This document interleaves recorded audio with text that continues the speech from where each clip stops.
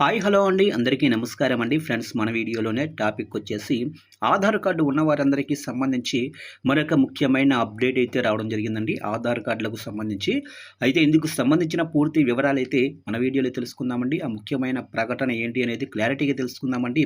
Video మాత్రం పూర్తి వరకు చూడండి ఫ్రెండ్స్, అప్పుడే మనకి పూర్తి సమాచారం అయితే తెలుస్తుంది. లేట్ చేయకుండా టాపిక్లోకి వెళ్ళిపోదాము. ఇక దేశంలో నివసించే ప్రతి ఒక్కరికి ఆధార్ కార్డు అనేది తప్పనిసరి. ఇది లేనిది మీరు ఎలాంటి ప్రభుత్వ, ప్రైవేటు సేవలు పొందలేరు. పాఠశాలలు, కళాశాలల నుంచి బ్యాంకులు, కార్యాలయాల వరకు ఇలా ప్రతి చోట కూడా ఆధార్ కార్డులు అనేవి అవసరమవుతాయి. అయితే చాలామంది ఆధార్ కార్డులు తీసుకున్న తర్వాత వాటిని అప్డేట్ చేసుకోరు. అవసరమైనప్పుడు చేసుకోవచ్చులే అనుకొని నిర్లక్ష్యంగా వ్యవహరిస్తారు. అయితే ఆధార్ కార్డును అప్డేట్ చేసుకోవటం అనేది చాలా అవసరం. దీనివల్ల మీరు అత్యంత వేగంగా సేవలు పొందవచ్చు. ఆధార్ కార్డును అప్డేట్ చేయకపోతే సేవలు పొందటంలో సమస్యలు ఎదుర్కోవాల్సి ఉంటుంది. ఆధార్ కార్డును ఎప్పుడు అప్డేట్ చేసుకోవాలి, అప్డేట్ చేసుకోవటం వల్ల ప్రయోజనాలేంటి అనే విషయాలు ఇప్పుడు మన వీడియోలో తెలుసుకుందాం.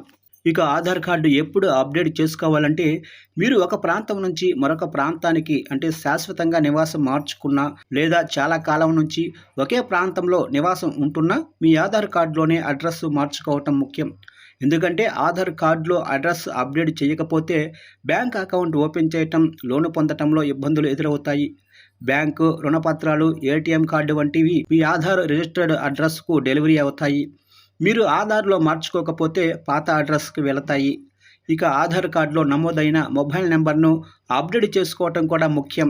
మీరు మొబైల్ నెంబరు మార్చినప్పుడు వెంటనే అప్డేట్ చేసుకోవాలి. ఇక ఆధార్ ధృవీకరణ కోసం ఓటీపీ అవసరం. ఒకవేళ మొబైల్ నెంబర్ను మార్చకపోతే ఓటీపీ రాదు. ఇక అటువంటి సందర్భాల్లో వివిధ సేవలను పొందటంలో సమస్యలు తలెత్తవచ్చు. ఇక ఆధార్ కార్డులో మీ పేరు, తండ్రి పేరు, డేట్ ఆఫ్ బర్త్, ఇతర వివరాల్లో తప్పులు ఉంటే మార్చుకోండి. ఒక్కో పత్రంలో ఒక్కోలా పేర్లు ఉంటే ఇబ్బందులు ఎదురవుతాయి. ఇక ఆధార్ కార్డు అప్డేట్ చేసుకోవటం వల్ల లాభాలు ఏంటి అంటే, ఇక చిన్నపిల్లలకు చైల్డ్ ఆధార్ ఉంటుంది. పిల్లలు పెద్దయ్యాక వారు తమ బయోమెట్రిక్స్ను అప్డేట్ చేసుకుని కొత్త ఆధార్ కార్డు పొందాల్సి ఉంటుంది.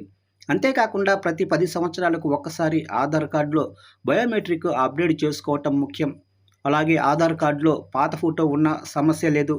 అయితే ముఖం ఫోటోతో అసలు సరిపోకపోతే ఫోటోను అప్డేట్ చేసుకోవాలి.